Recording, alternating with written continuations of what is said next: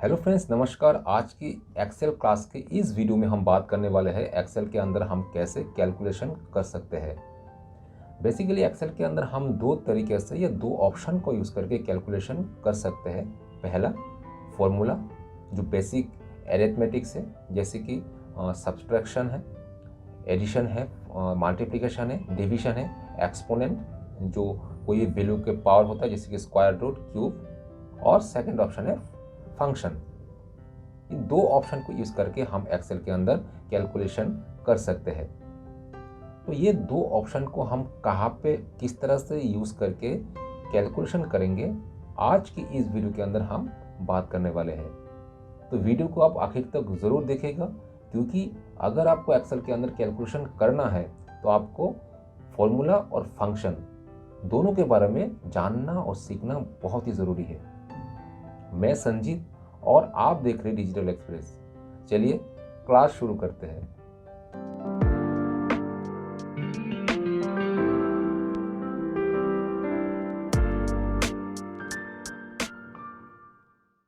सबसे पहले हम बात करेंगे कैलकुलेशन विथ फॉर्मूला। फॉर्मूला को यूज करके हम एक्सेल के अंदर कैसे कैलकुलेशन कर सकते हैं। यहाँ पे हमने B5 और B6 जो दो सेल है, वो दो सेल के अंदर हमने कुछ वैल्यू एंटर करेंगे जिसको हमें सम करना है। और नीचे हमने प्रोसेस 1 दिखाया हुआ है जो रॉन्ग प्रोसेस है, और सेकंड प्रोसेस है जो राइट प्रोसेस है जिसको हम जनरली यूज करेंगे या करते हैं। तो प्रोसेस 1 रॉन्ग क्यों है और प्रोसेस 2 राइट क्यों है, उन दोनों के बारे में हम यहाँ पे बात करने वाले हैं। तो सबसे पहले हम काम करते हैं, जो हमारा सेल है B5 उसके अंदर हम कोई वैल्यू एंटर कर देते हैं, जैसे कि 10 और नीचे हमने 20 एंटर कर दिया। तो 10 एंड 20 दोनों को हमें फॉर्मूला को यूज करके कैलकुलेशन करना है एक्सेल के अंदर। तो 10 प्लस 20 इक्वल टू 30 होता है, हम सारे जानते हैं। तो प्रोसेस 1 में सबसे पहले हम फॉर्मूला एंटर करेंगे। फॉर्मूला एंटर करने से पहले हम इक्वल साइन यूज करते हैं।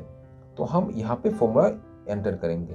सबसे पहले हम एंटर करेंगे इक्वल, और यहाँ पे हमने दिखाया हुआ है फॉर्मूला के अंदर हमने इक्वल 10 प्लस 20 हमें करना है। तो हमें यहाँ पे जो सेल के अंदर जो वैल्यू है 10 और 20 उसको हमें मैन्युअली एंटर करना है, 10 प्लस 20। तो हम यहाँ पे इक्वल 10 प्लस 20 लिखने के बाद हम एंटर प्रेस करते हैं। तो हमारा यहाँ पे जो फॉर्मूला है, जो सम का फॉर्मूला है, यहाँ पे अप्लाई हो गया है। तो यहाँ पे क्या रॉन्ग है हमें पता नहीं चल रहा है। हम पहले प्रोसेस 2 के अंदर फॉर्मूला एंटर कर लेते हैं। तो हम प्रोसेस 2 के अंदर हम फॉर्मूला लगाएंगे equal to B5 plus B6। Means जो दो सेल के अंदर हमारा वैल्यू है, उन दो सेल को हम एज ए रेफरेंस यहाँ पे सिलेक्ट कर लेंगे। तो हम यहाँ पे फॉर्मूला लगाते हैं इक्वल B5 सेल को हमने यहाँ पे सिलेक्ट कर लिया, प्लस जो नीचे है B6 जो 20 वैल्यू है, रेफरेंस सेल B6 है, हमने यहाँ पे सिलेक्ट कर लिया है। दोनों सेल को सिलेक्ट करने के बाद अगर हम यहाँ पे एंटर प्रेस करेंगे तो यहाँ पे भी हमारा फॉर्मूला अप्लाई हो गया है। तो दोनों फॉर्मूला में अभी तक हमें रॉन्ग और राइट क्या है पता नहीं चल रहा है। तो अभी हम जो प्रोसेस 1 है उसके अंदर हम देखेंगे, अगर हमें इन फ्यूचर इस B5 और B6 का जो सेल है उसके अंदर अगर हमें इन फ्यूचर वैल्यू को चेंज करना है, मान लीजिए मैंने 10 के जगह पे मैंने 5 को एंटर कर दिया, तो मैंने यहाँ पे 5 प्रेस कर दिया और एंटर प्रेस कर दिया। तो हम देखेंगे जो प्रोसेस 2 है उसके अंदर हमारा जो फॉर्मूला है काम कर रहा है, क्योंकि 5 प्लस 20 इक्वल 25 होता है। तो हमारे प्रोसेस 2 में जो हमने एज ए रेफरेंस सेल लिया था वहाँ पे हमारा फॉर्मूला काम कर गया है, हमारा वैल्यू यहाँ पे चेंज हो गया है। लेकिन प्रोसेस 1 में क्योंकि हमने वहाँ पे वैल्यू को मैन्युअली एंटर किया था फॉर्मूला के अंदर, इसलिए हमारे इस प्रोसेस के अंदर जो हमने वैल्यू चेंज किया उसको यहाँ पे रिफ्लेक्ट नहीं कर रहा है। तो इसलिए जो प्रोसेस 1 है ये गलत है। हम इस तरह से हमें एक्सेल के अंदर फॉर्मूला नहीं लगाना है। हमें हमेशा एक्सेल के अंदर सेल को सिलेक्ट करके एज ए रेफरेंस मान के उस सेल को सिलेक्ट करके फॉर्मूला को अप्लाई करना है। तो ये है प्रोसेस 1 में जो रॉन्ग प्रोसेस है और प्रोसेस 2 में जो राइट प्रोसेस है, इन दोनों का डिफरेंस। तो अभी हम बात करेंगे फंक्शन ऑप्शन के बारे में। फंक्शन ऑप्शन जो है एक प्रीलोड या प्री मेड कह सकते हैं आप, प्री मेड फॉर्मूला है, जो फॉर्मूला को हमने पहले बना के रख लेते हैं, बाद में हम फंक्शन के नाम से उसको यूज करते हैं। अगर देखिए हम एक्सेल के अंदर हमें मोर देन 400 जो फंक्शन है हमें मिल जाएगा। अलग अलग जो फंक्शन है उसका अलग अलग काम है, अलग अलग टास्क है, वो अलग अलग रिजल्ट हमें देता है।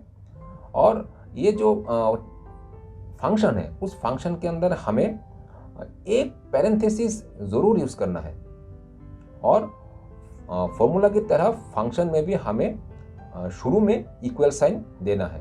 तो जनरल जो सिंटेक्स होता है जो हमारा फंक्शन का, वो है सबसे पहले हम इक्वल साइन देंगे, इसके बाद जिस फंक्शन को हमें यूज़ करना है उस फंक्शन को हम लिखेंगे, इसके बाद मिनिमम एक पैरेंथेसिस हमें यहाँ पे देना है। उस पैरेंथेसिस के अंदर हम और भी पैरेंथेसिस यूज़ कर सकते हैं। हमारा जिस तरह का कैलकुलेशन है, हमें जिस तरह का कैलकुलेशन करना है उसके हिसाब से हम पैरेंथेसिस के अंदर भी पैरेंथेसिस यूज़ कर सकते हैं, लेकिन मिनिमम हमें यहाँ पे एक पैरेंथेसिस यूज़ ज़रूर करना है। तो चलिए एक बार देख लेते हैं फंक्शन कैसे काम करता है। तो यहाँ पे मेरा एक फंक्शन का शीट है, हम वहाँ पे जाएंगे। यहाँ पे हम देख पा रहे हैं जो हमारा कुछ सेल है, यहाँ पे जो सेल हम यहाँ पे देख पा रहे हैं उस सेल के अंदर हम कुछ वैल्यू इनपुट करेंगे। इसके बाद उसको हम फंक्शन को यूज़ करके कैलकुलेट करेंगे। तो सबसे पहले हम यहाँ पे वैल्यू एंटर कर लेते हैं 5, कुछ भी आप कर सकते, जो भी वैल्यू आप देना चाहते हैं। मैंने यहाँ पे कुछ वैल्यू को यहाँ पे एंटर कर लिया। तो अगर हम ऐसे इस वैल्यू को सिलेक्ट करके देखेंगे तो नीचे देखेंगे एवरेज जो इस वैल्यू का 12 आ रहा है, और काउंट 5 है, मतलब 5 रेफरेंस में हमारा ये वैल्यू है, और टोटल जो सम है 60 हो रहा है। तो अभी हमें यहाँ पे फंक्शन को यूज़ करेंगे। यहाँ पे भी हम देखेंगे प्रोसेस 1 जो रॉन्ग प्रोसेस है और जो प्रोसेस 2 है वो ठीक प्रोसेस है, और कैसे प्रोसेस 1 रॉन्ग है और कैसे प्रोसेस 2 ठीक है वो हम बात करने वाले हैं। तो सबसे पहले हमने प्रोसेस 1 पे देखते हैं। तो प्रोसेस 1 में हम मैन्युअली डाटा को फंक्शन के अंदर हम ऐड करेंगे। तो हम यहाँ पे एंटर कर लेते हैं इक्वल, क्योंकि फंक्शन को भी शुरू करने से पहले इक्वल साइन देना बहुत ही ज़रूरी है। तो इक्वल हमने प्रेस कर लिया। इसके बाद यहाँ पे जो हमने दिखाया हुआ है B5 जो सेल है उसको हम मैन्युअली सिलेक्ट करेंगे। जैसे कि हम यहाँ पे लिख लिया B5 plus B6 plus B7 plus B8 plus B9 लिखने के बाद हमें यहाँ पे एवरेज निकालना है सारे वैल्यू का। तो हम क्या करेंगे, यहाँ पे ब्रैकेट हम दे देते हैं और यहाँ पे हम ब्रैकेट क्लोज कर देते हैं, डिवाइडेड बाय, क्योंकि यहाँ पे 5 सेल है तो हम यहाँ पे 5 प्रेस करेंगे। प्रेस करने के बाद एंटर हम हिट करेंगे तो हम देखेंगे यहाँ पे जो हमारा एवरेज है इस 5 वैल्यू का यहाँ पे हमें मिल गया है, जो हमें यहाँ पे भी देखने को मिल रहा था एवरेज 12। तो यहाँ पे भी हमारा एवरेज यहाँ पे 12 आ गया है, क्योंकि हमने पांचों वैल्यू को यहाँ पे सिलेक्ट कर लिया और डिवाइडेड बाय 5 कर दिया। क्योंकि हमारा यहाँ पे 5 सेल है तो हमारा 5 हमने डिवाइड कर दिया और हमें एवरेज यहाँ पे मिल गया है। तो यहाँ पे गलत क्या है हमें पता नहीं चल रहा है, लेकिन फॉर्मूला हमारा ठीक लगा है। क्या गलत है हम बाद में बात करेंगे। सबसे पहले हम प्रोसेस 2 में आ जाते हैं। प्रोसेस 2 में हम फंक्शन को यूज़ करेंगे। तो यहाँ पे हम एवरेज का फंक्शन यूज़ करेंगे। एवरेज का फंक्शन यूज़ करने के लिए सबसे पहले हमें इक्वेशन देना है। तो हम यहाँ पे इक्वल एंटर कर लिया है। एंटर करने के बाद हमें फंक्शन का नाम लिखना है। सबसे पहले क्या नाम लिखना है, हमें उस वैल्यू का एवरेज निकालना है। तो हम यहाँ पे एवरेज का जो फंक्शन है उसको लिखेंगे। लिखते ही हमारे सामने एवरेज आ जाएगा। तो हम इसको सिलेक्ट कर लेंगे। सिलेक्ट करने के बाद हमें कौन सा वैल्यू का एवरेज निकालना है उसको यहाँ पे सिलेक्ट करना है। तो हम B5 से लेके B9 तक जो सारे सेल है उसको सिलेक्ट कर लिया और इसके बाद ब्रैकेट क्लोज करने के बाद एंटर प्रेस करेंगे तो हमारा यहाँ पे फंक्शन का जो कैलकुलेशन है वो अप्लाई हो गया है। हमें यहाँ पे जो वैल्यू है हमारा एवरेज का यहाँ पे मिल गया है। तो अभी हम देखेंगे प्रोसेस 1 में क्या गलत है और प्रोसेस 2 सही क्यों है। अब मान लीजिए यहाँ पे हम कोई वैल्यू चेंज करते हैं 10, तो देखेंगे दोनों में हमारा एवरेज चेंज हो रहा है। यहाँ पे कुछ चेंज करते हैं तो यहाँ पे भी हमारा एवरेज चेंज हो रहा है, लेकिन दोनों में अभी तक गलत क्या है पता नहीं चल रहा है। जो प्रोसेस 1 गलत है वो पता नहीं चल रहा है। अभी मान लीजिए हमें ये जो 10 वैल्यू है हमने इसको डिलीट कर दिया।